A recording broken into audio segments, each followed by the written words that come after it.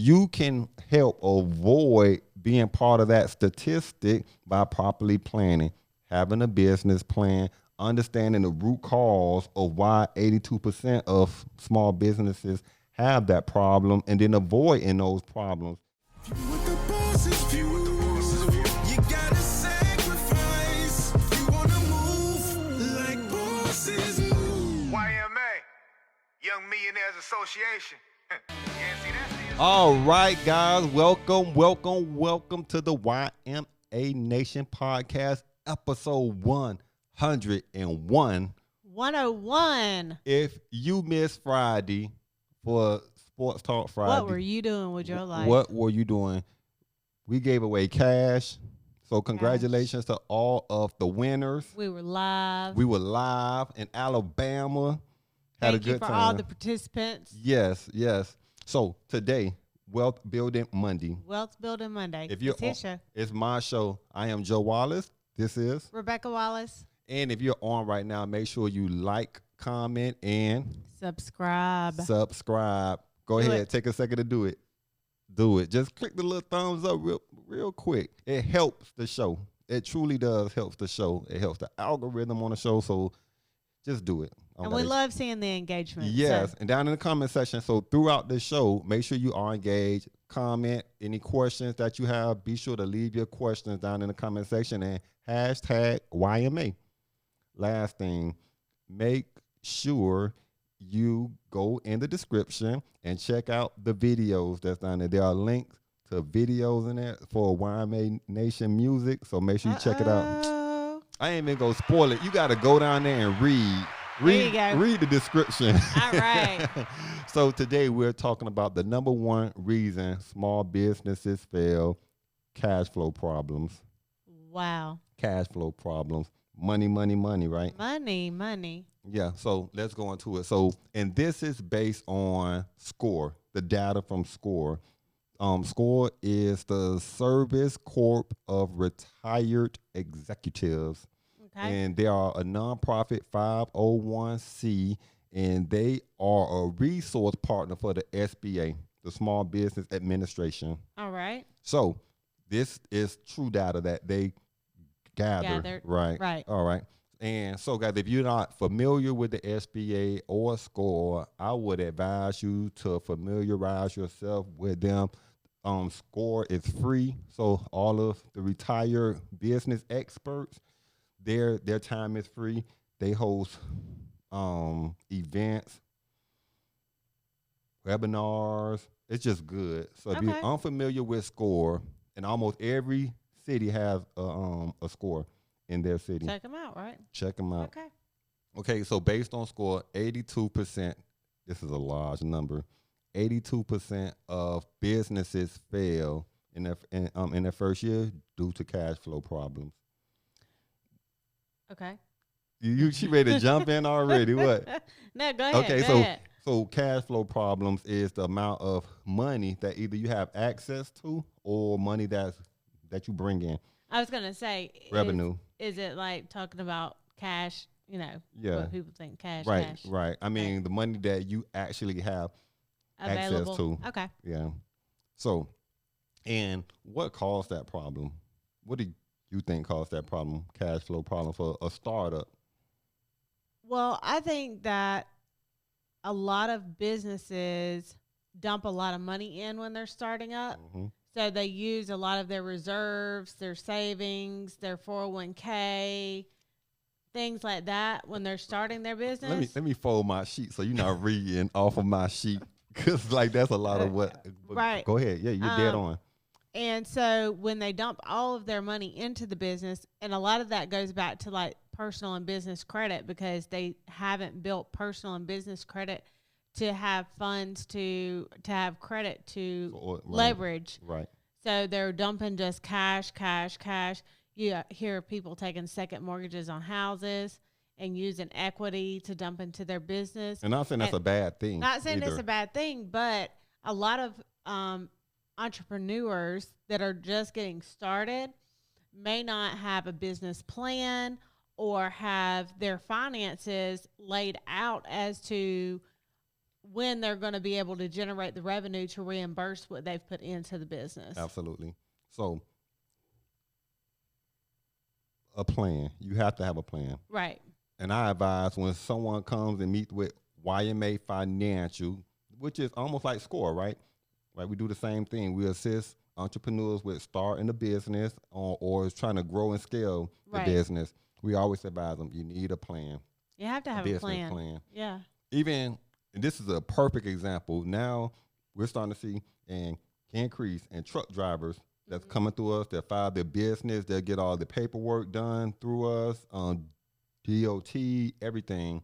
We still tell them, we advise you to get a business plan. Right. Right. So you know all of your startup costs. You know how much you should bring in, like per load, right, per day. And you know how much your expenses should be, how much you're paying for, like your insurance, like all of these key factors. And then you know how much I should bring in and then how much should be my expenses. Right. So it is important, but that's why a lot of businesses fail, to allude to what you just said, that they don't plan. And not only do they not plan, they don't understand how to. They don't understand budgeting. Budgeting. Right. Right. You're going to say, Michael, yeah. Budget, though. You have to understand how it works. Like, okay, if I'm going to start up a company, how much do I actually need? And I would tell you, when we started here, like every expense, like how many computers are we going to need? Right. How much are they going to cost? The phones, the HDMI cables, like everything. The podcast, before we did the podcast, we did a budget, right? And say, okay, the signs, well, the mic's going to cost this, the stand's going to cost it. We're going to need headphones, the chairs, the table, the cost for the film crew, like all of that. Right. And what's interesting is you take individuals who don't know how to personally budget, right, and then put them in a situation where they have to budget on a larger scale. Right. And so now they can't do either, and it puts their personal and business at risk. How do you fix that? Solution, right? Right. Get a CPA. Right. Get a CPA, like, because they'll handle the books for you. And then as they send you that data, ask questions.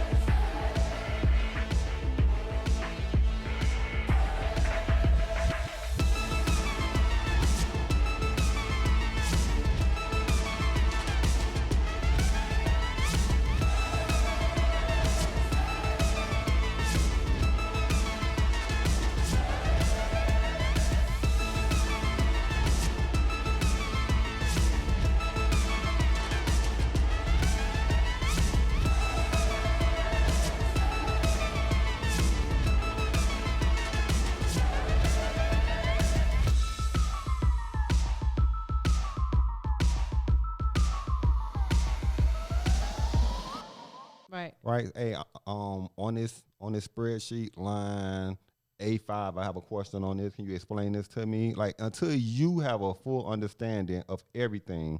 So if as a business owner, you should try to master every facet of, well, not saying every facet where like you control it, because then you don't want to be too down in the weeds, but you do want to have a good understanding when someone sends you your financials, that you understand, okay, I see my P&L sheet. I know what this mean. You have a full understanding of everything. Yeah, because a lot of people, when they're starting up too, they dump money into the wrong areas of the business. Right. But your business plan would tell you that. Right. Because if you was following a plan, that plan will say you should be spending X amount on marketing, X amount on inventory, X amount on employees, staff. Right, payroll, right, taxes, like it outlines everything for you. And then once you have everything laid out, then you should know, okay, I have week 1, week 2, week 3, week 4. Week 1, I should bring in X amount of dollars.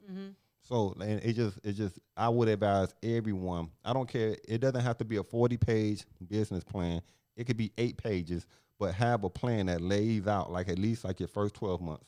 Right. Business plan. Don't freestyle it. that's what happened. A lot of people get into it and they're like, well, I made $6,000 this month. Okay, how much did you pay? I don't know, but I know I got 1,000 left. That's not operating the business just because I know I bring in more than I spend, right? You need to, I don't care if you're selling candy, like understand your numbers, understand your net margins. I don't care what type of business. If you're selling lashes, start to understand that business. All right, so let's step back.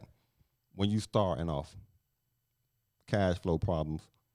A lot of people, you said they use their 401 or they save up the cash and they say, okay, I kind of got to understand how much it costs to start this. I'm going to need $10,000. So I'm going to save up $10,000 because there's a lot of people say, I would prefer to be debt free. Right. I don't want to go into this with any debt. But I could tell you every major corporation takes on debt, either when they're starting or growing. Expanding, right. If you look at Shark Tank, when those people go on Shark Tank, they have debt. They're taking on debt.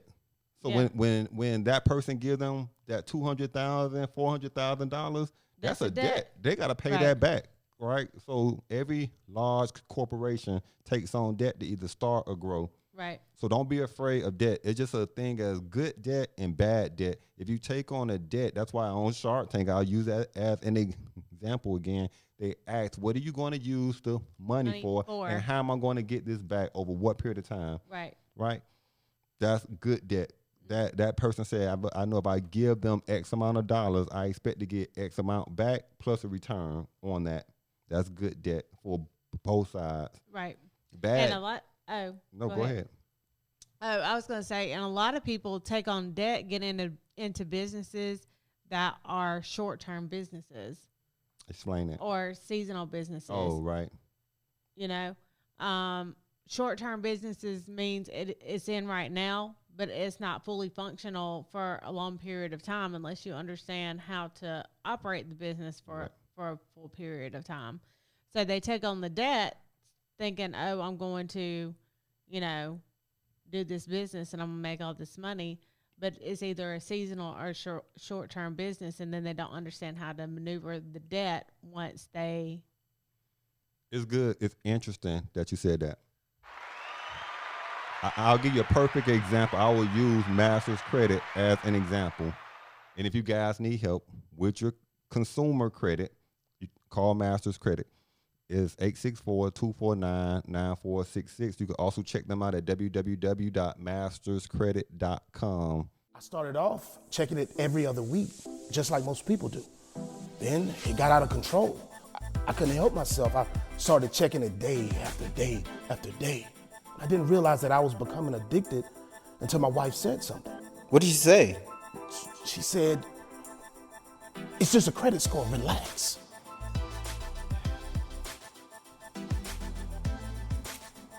Are you checking your credit score? Huh? Hold on. Yeah. Fix your credit. Get good credit. Let me step back though. I started talking about Masters Credit, and what was I about to say?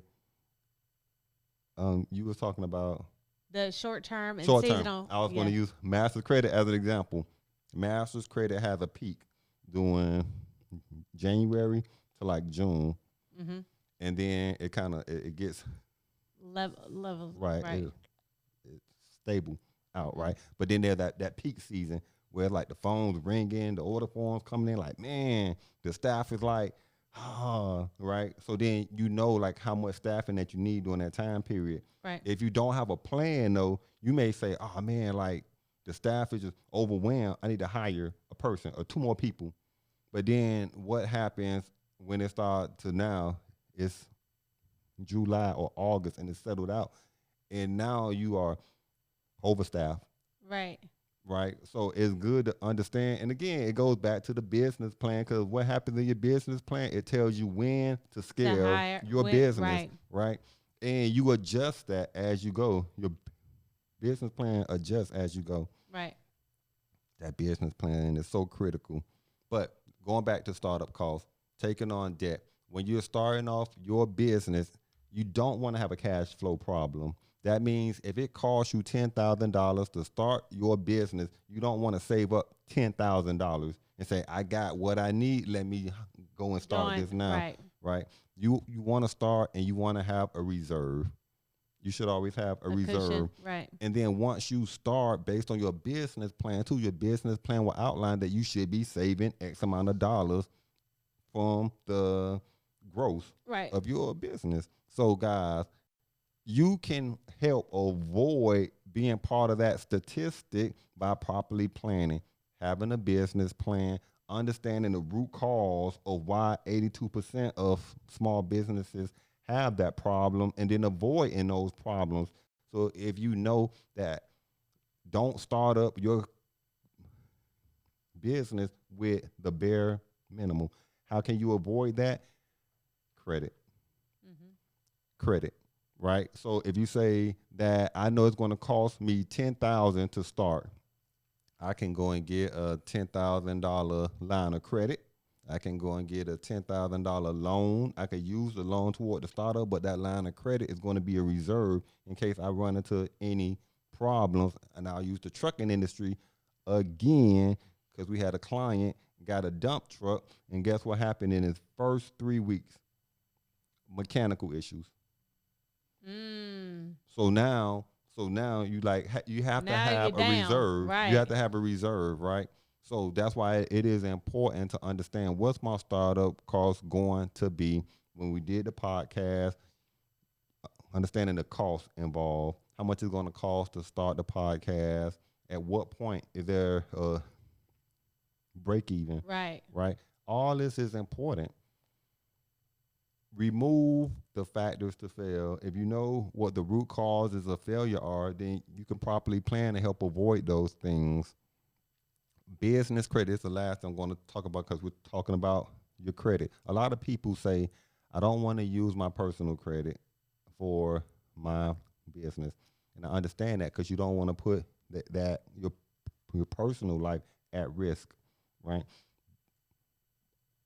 You're going to. It's inevitable. It's inevitable. And I was trying to walk that line, but at some point. It just is, because it goes hand in hand.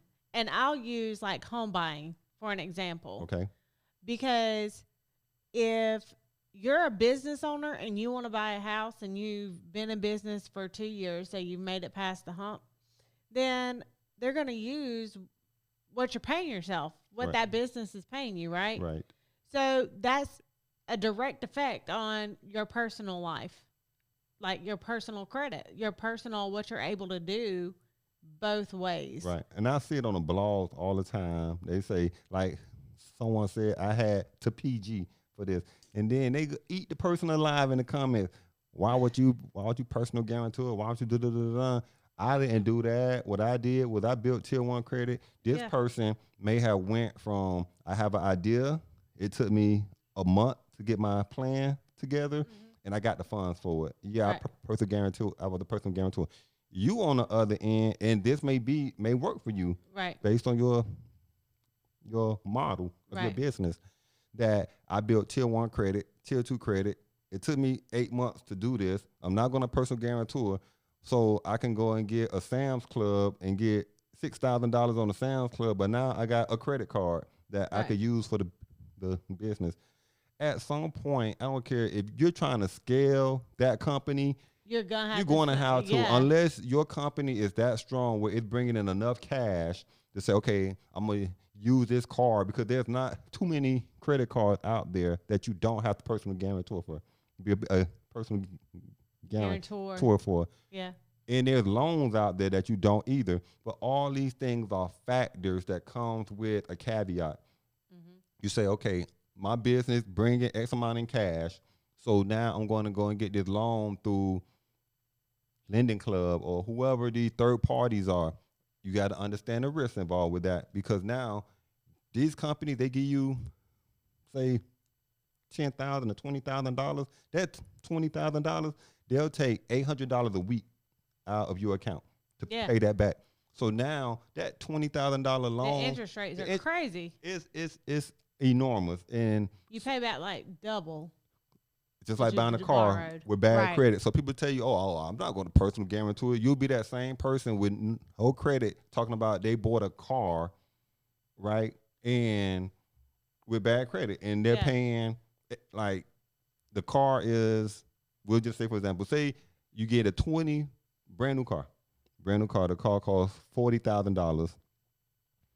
Someone with bad credit could be paying $600 a month, $700 a month.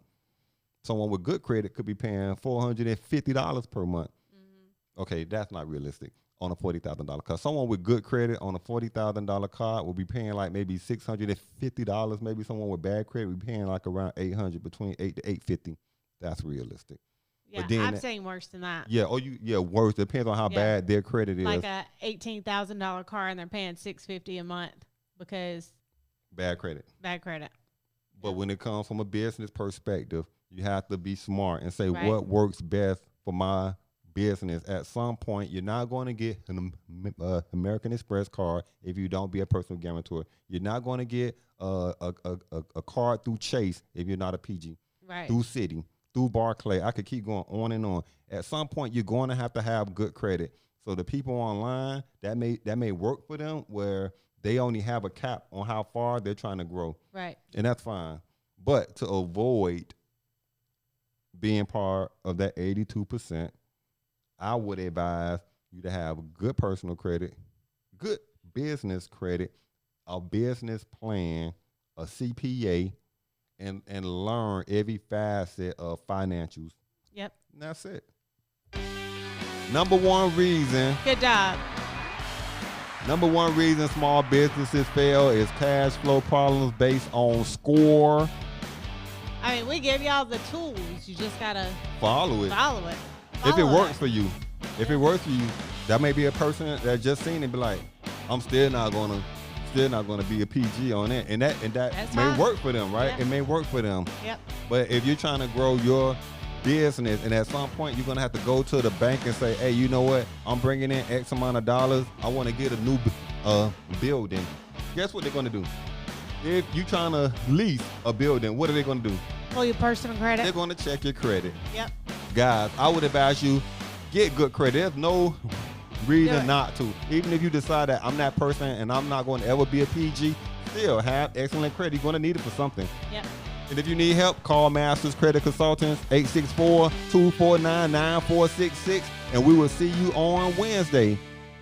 View what the boss's view. You gotta sacrifice. You wanna move like bosses move. YMA, Young Millionaires Association. Yeah, see, that's the association.